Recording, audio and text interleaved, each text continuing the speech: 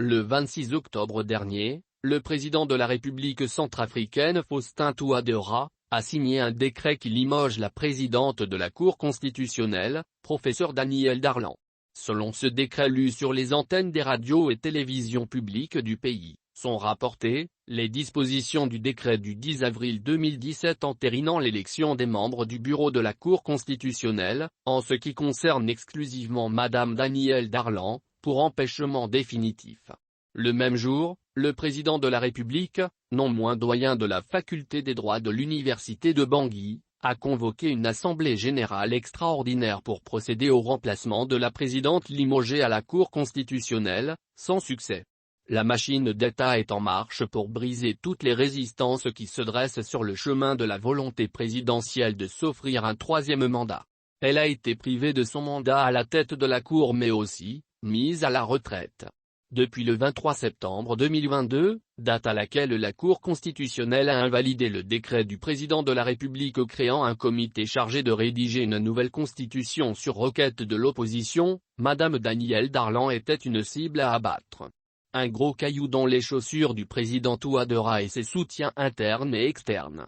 Pour le Bloc républicain pour la défense de la Constitution, BRDC, une plateforme des partis d'opposition et des organisations de la société civile, Touadéra vient d'opérer un coup d'État constitutionnel en violant la sacro-sainte règle constitutionnelle de l'inamovibilité des juges de la Cour.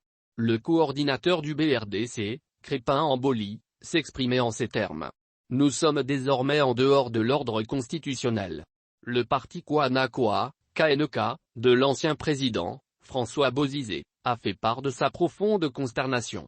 Cette formation politique qui se veut respectueuse de la loi fondamentale, considère que le professeur Danielle Darlan reste et demeure présidente de la Cour constitutionnelle jusqu'au terme de son mandat en 2024.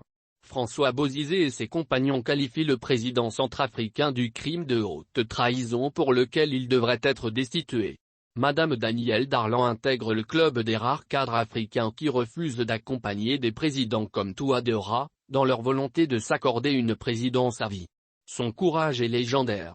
Son inflexibilité donne de l'espoir et son combat mérite d'être soutenu. Sa décision de tourner la page de la Cour constitutionnelle comme elle l'a souligné dans une interview accordée à Radio France Internationale, RFI, démontre une fois de plus sa forte personnalité mais aussi son sens élevé de responsabilité.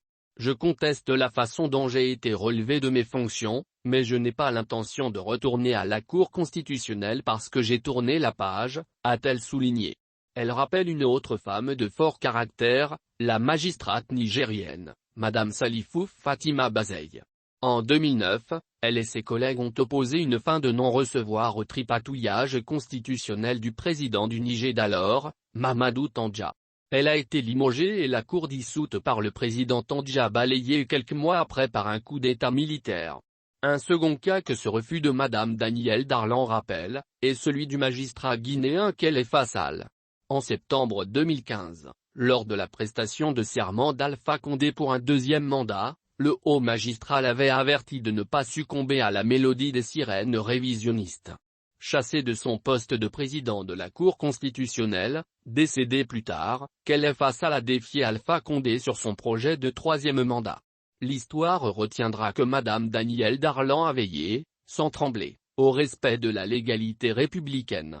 Je pars la tête haute, je pars la conscience tranquille. Et je voudrais toujours rester dans cet état d'esprit, a-t-elle déclaré.